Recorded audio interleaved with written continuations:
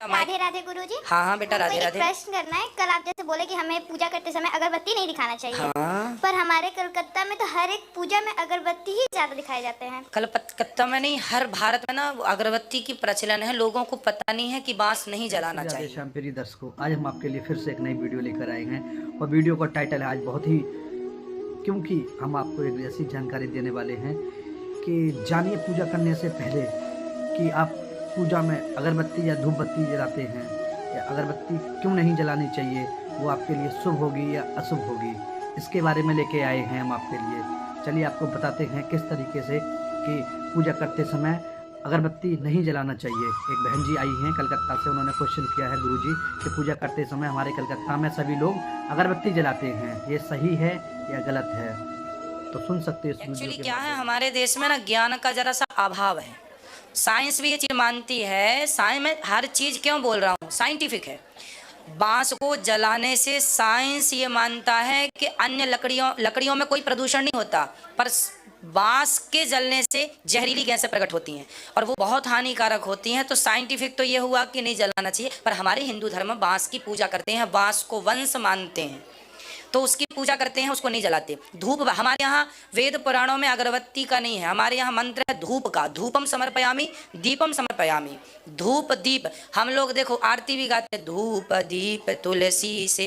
सत्यनारायण भगवान की कथा में धूप दीप तुलसी से राजी सत्य देवा, है ना, ये ओम जय लक्ष्मी रमणा, ये हम लोग आरती जब गाते हैं सत्यनारायण भगवान की, उसमें धूप दीप तुलसी से। धूप दीप तुलसी है, अगरबत्ती में कहीं नहीं है।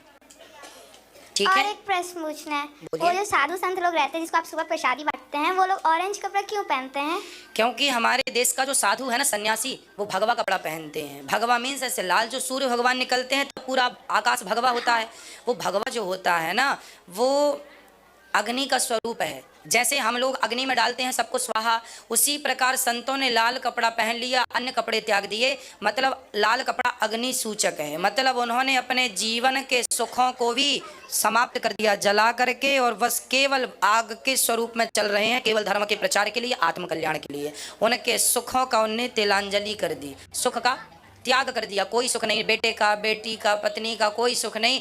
अपना सिर भी मुड़ा लिया, सब अपना पिंडदान भी कर लिया। सिर्फ लाल कपड़े, समाज उनको तो कपड़े नहीं पहनाते, पर चूंकि समाज में रहना है तो शरीर को ढकना होता है, इसलिए वो कपड़े भी पहनते हैं। नहीं तो हमारे जो नागा साधु हैं वो तो कपड़े भी नहीं पहनते, क्योंकि वो भगवान में लीन है, उन्हें जरूरत ही नहीं है। पर समाज में जो रहते हैं वो शरीर को ढक के रहते हैं, क्योंकि मर्यादा है, और इसलिए वो लाल कपड़े, क्योंकि वो अग्नि का सूचक, अग्नि। एक दूसरी बहन जी आई हुई है मुंबई से, और उन्होंने क्वेश्चन किया है कि गुरुजी हमारे पिताजी का स्वर्गवास हो चुका है, तो गुरुजी मेरी माताजी आपकी भागवत डेली नित्य देखती थी, तो मुझे फोर्स करती थी कि भागवत सुनो, लेकिन मैंने आपकी कभी भागवत नहीं सुनी। तो एक दिन मेरे मन में आया कि हम चलो गुरुजी की भागवत सुनते हैं, तो गुरुजी मैंने भागवत सुनी। मुझे ये पूछना है कि गुरुजी आपने बताया है प्रश्न कि पोथी पाठ करा सकते हैं या भागवत कराएं। हमारे पिताजी की स्वर्गवास हो गया है, तो मुझे यहाँ पर आके मैंने पूछा तो लोगों ने बताया कि हाँ पोथी पाठ भी होता है उनकी आत्माओं की शांति के लिए, वो मेरे सपने में दिखाई देते हैं। तो क्या पोथी पाठ कराना सही है या गलत रहेगा?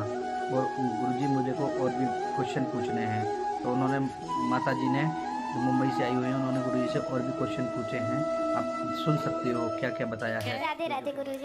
प्रभु जी, हम मुंबई से आए हैं। माइक पास में कीजिए। हाँ जी प्रभु जी, मेरी मम्मी ने सबसे पहले आपको चैनल पे देखा था, तो फिर उन्होंने मुझे आपके बारे में बताया, तो मैंने बोला मम्मी मैं भागवत बहुत सुनती हूँ, पर मुझे अब और नए के बारे में मत बताइए।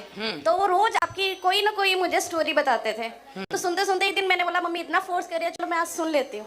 मैंने आपका सुना तो मुझे इतना अच्छा लगा, धीरे धीरे करते मैं सुनने लगी। फिर धीरे धीरे मैं अपने बेटे को और हस्बैंड को भी, जैसे मम्मी मुझे बताते थे मैं उनको बताने लगी, पर इन लोगों को कोई इंटरेस्ट नहीं था। फिर क्या हुआ कि मेरे डैडी को गए 8 साल हो गए हैं, तो वो मेरे सपने में आते थे, तो सब मुझे बोलते थे कि तुम कुछ नहीं कर सकती, लड़की हो, जो भी है कुछ करेगा तेरा ब्रदर कर सकता, तुम नहीं कर सकती। बट आपने कथा में ये बताया कि लड़की और लड़के में कोई भेद नहीं है, लड़की तो 2 परिवारों को तार सकती है। जी, जी। तो उस वजह से मैंने सोचा कि मैंने भागवत वृंदावन में आके करवानी है। और मैंने यहाँ पे बात की तो पता चला कि मुझे यहाँ पे आना पड़ेगा भागवत के लिए।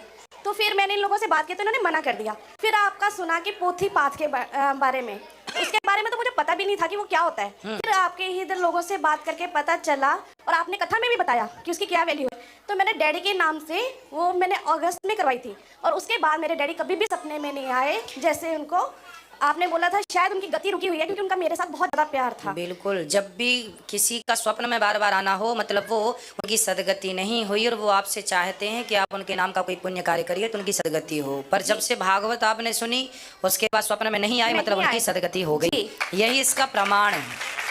भागवत जी सबको मुक्त करती हैं जो जिस भाव से सुने।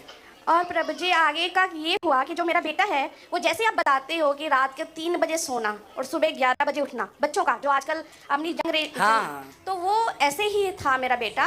और पबजी खेलना सब कुछ चलता था। अच्छा। तो हम लोग बहुत इसको मना करते थे, तो यहाँ तक भी आई कि हाथापाई तक बात आ गई हमारी आपस में बच्चों के साथ। बट फिर भी इसको हमने फिर छोड़ दिया कि जैसा इसको ठीक लगता है, कुछ कर नहीं पा रहे थे हम इसके लिए।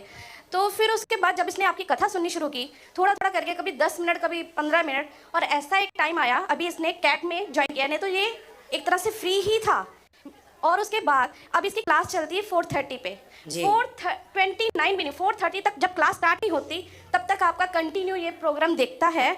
और यही बच्चा आपका सुन के कि पेरेंट्स को जीते जी तीर्थ यात्रा की सैर करानी चाहिए, यात्रा करवानी चाहिए, और ये बच्चा आज आपकी कथा की वजह से हम लोगों को वृंदावन लेकर आया है। वाह, ये बेटा है ना आपका? जी। आप भी कुछ कहेंगे भैया जी? खड़े हो जाइए। आप पहले कथा नहीं सुनते थे? नहीं जी। पबजी खेलते थे? तो आपको कथा सुनने में अब अच्छा लगने लगा? हाँ जी, हाँ जी। तो आपके जीवन में बदलाव हुआ कथा से? बहुत बदलाव हुआ है। क्या बदलाव हुआ? मैं जहाँ पे रहता हूँ, मतलब जिस एरिया में रहता हूँ वहाँ पे मतलब भागवत दरवाजे बंद करके सुनना पड़ता है। नहीं क्यों? तो लोग बोलते हैं कि ये बच्चा बैकवर्ड है। अरे,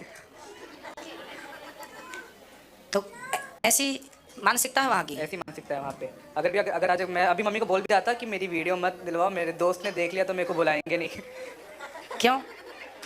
उन दोस्तों को समझाओ कि बेटा हम सही कार्य तो कर रहे हैं, बिहारी जी का दर्शन करना, कथा सुनना, एक सही लाइन पकड़ के आगे बढ़ना, इसमें क्या बुराई है? और यदि ये बात किसी को बुरी लगे तो ऐसे लोगों की परवाह भी नहीं करनी चाहिए। हाथी चला बाजार, कुत्ते लगे हजार। फिर बोलने वाले बोलते रहें, बोलने दो। आप अपनी मस्ती से अपने लक्ष्य की ओर चलो और अपना नाम, अपने इज्जत और पैसा कमाओ, और सब कमाते हुए करते हुए धर्म से जुड़े रहो। ठीक है, खुश रहिए। कितनी उम्र है आपकी? मेरी 20 साल है। 20 साल की उम्र है इनकी, और ये बहुत पबजी और गेम में थे, लेकिन देखो कथा ने इनको भी मोटिवेट किया, परिवर्तित कर दिया। कहाँ से कहाँ लेकर आई। इन आपको कुछ कहना? खुश रहिए, आप सुखी रहिए, प्रसन्न रहिए। महाराज जी, मेरे को ये बोलना था, आप जिस तरह से साइंस से रिलेट करते हो कि जैसे गाय कार्बन डाइऑक्साइड लेकर ऑक्सीजन छोड़ती है, और अपने जो द्वारिका ऑक्सीजन ही लेती है, ऑक्सीजन नहीं छोड़ती है गाय जी। अच्छा, सॉरी। तो वो सब कुछ मतलब जैसे आजकल के बच्चे सोचते हैं कि साइंस से भागवत का कुछ रिलेशन नहीं है। लोग सोचते हैं कि जो अपनी बाइबल है, ग्रीक मैथोलॉजी है, वही सब कुछ है। तो आपने जो प्रूफ किया है कि जो साइंस है वो अपनी भगवत गीता में सब लिखा हुआ है, उससे बहुत मेरे को लगा कि हाँ, मैं क्योंकि खुद साइंस पढ़ता था तो उसके बाद मेरे को ज़्यादा विश्वास हो गया। बिल्कुल बिल्कुल, हमारे सारे ग्रंथों में पूरा साइंस भरा पड़ा है। पृथ्वी से सूर्य की दूरी साइंस को अभी पता चली ना कुछ वर्षों पहले। हमारे यहाँ हनुमान चालीसा में लिखा है, युग सहस्त्र योजन पर भानु। पृथ्वी से सूर्य की दूरी कितनी है, यदि इस चौपाई का अर्थ कर लेंगे तो पृथ्वी से सूर्य की दूरी निकल आएगी। ये साइंस को आज पता चला, हमारे तुलसीदास जी ने सैकड़ों साल पहले लिख दिया। तो अब उसको हम लोग ना पढ़ पाए, नहीं समझ पाए, वो हमारी गलती, हिंदुओं की। यदि हम पढ़ लिए होते तो आज हम सबसे बड़े रिसर्च करने वाले होते दुनिया में, हम लोग आगे होते साइंस के मामले में, जितना भी टेक्नोलॉजी उसके मामले में। लेकिन टेक्नोलॉजी, आपको पता है जर्मनी में हमारे वेद रखे हुए हैं और वेदों के आधार पर रिसर्च हो रही है। आपको मैंने साइंटिफिक बोला था ना कि अंतरिक्ष में ओम की ध्वनि गूंज रही है। हाँ जी। कितना बड़ा साइंस है ये वेद का पहला मंत्र है हमारा ओम, उच्चारण। और वो साइंस प्रूव कर रहा, मैं नहीं प्रूव कर रहा हूँ, क्रिश्चियन लोग प्रूव कर रहे हैं, जिनकी बाइबल है, वो कह रहे हैं कि नहीं जी ओम निकल रहा है यहाँ से, साइंस कह रहा है। हाँ हाँ बोलिए। राधे राधे। राधे राधे। प्रभु जी एक बात ये है कि मेरी आंखों का 3 ऑपरेशन हुए एक साथ जी। मुझे बिल्कुल दिखाई नहीं देता था। हाँ। तो इसीलिए ऑपरेशन के बाद मैं इसलिए बेटे को बोली थी कि मैं जाने के लायक नहीं हूँ, क्योंकि मुझे डॉक्टर ने भी बोला कि अभी बाहर नहीं जाना, कि कुछ भी हो सकता है, रिजेक्शन लग सकता है, क्योंकि मेरा कॉर्निया चेंज हुई है। तो प्रभु की इतनी कृपा हुई, आपकी कथा की इतनी कृपा हुई कि आज मैं भगवान के दर्शन आराम से कर पा रही हूँ। वाह, देखिए भगवान सब अच्छा करते हैं। पता नहीं लोग क्यों दर दर की ठोकर खाते हुए भटक रहे थे, भगवान की शरण में आए, सब ठीक होने लग गया। सुंदर, खुश राधे रहिए। आपने पीछे सुना परम पूज्य श्री गुरुदेव भगवान को। आप अगर आप गुरु मानते हो तो हमारे चैनल को भी सब्सक्राइब कीजिए। गुरुदेव भगवान ने आपको क्या बढ़िया अच्छी सी जानकारी दी है पीछे वीडियो के माध्यम से कि आप अपने जन्म को किस तरीके से उद्धार कर सकते हो, किस तरीके से आपके सारे कष्ट दूर हो सकते हैं।